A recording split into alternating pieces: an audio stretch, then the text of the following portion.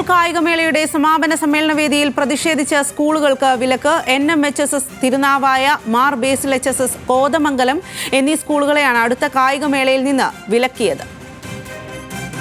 കൂടുതൽ വിവരങ്ങളുമായി തിരുവനന്തപുരത്ത് നിന്നും VS അനുരാഗാണ് ചേരുന്നത്. അനുരാഗ്, കായികമേളയുടെ സമാപന സമയത്തൊക്കെ വലിയ തരത്തിലുള്ള തർക്കം ഉണ്ടായിരുന്നു. അതിനു പിന്നാലെയാണ് വിദ്യാഭ്യാസ വകുപ്പിന്റെ ഇപ്പോഴൊരു ഇടപെടൽ ഉണ്ടായിരിക്കുന്നത്. എന്താണ് ഇക്കാര്യത്തിൽ വകുപ്പ് പറയുന്നത്? നവംബർ 4 മുതൽ 11 വരെ എറണാകുളത്ത് വച്ചാണ് ഈ കായികമേള നടന്നത്. ഈ കായികമേളയിൽ അവസാനം മികച്ച സ്കൂളുകളെ തെരഞ്ഞെടുക്കുന്നതുമായി ബന്ധപ്പെട്ടുള്ള ഇതിനിടയിലാണ് പ്രതിഷേധമുണ്ടായത്.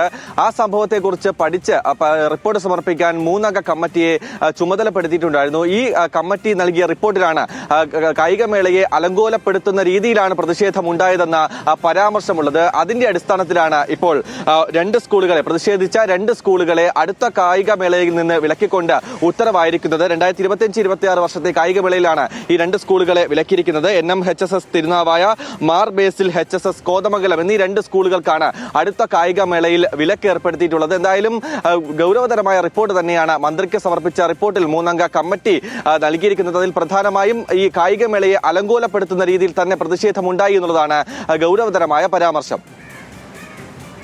ശരി അനുരാഗ്.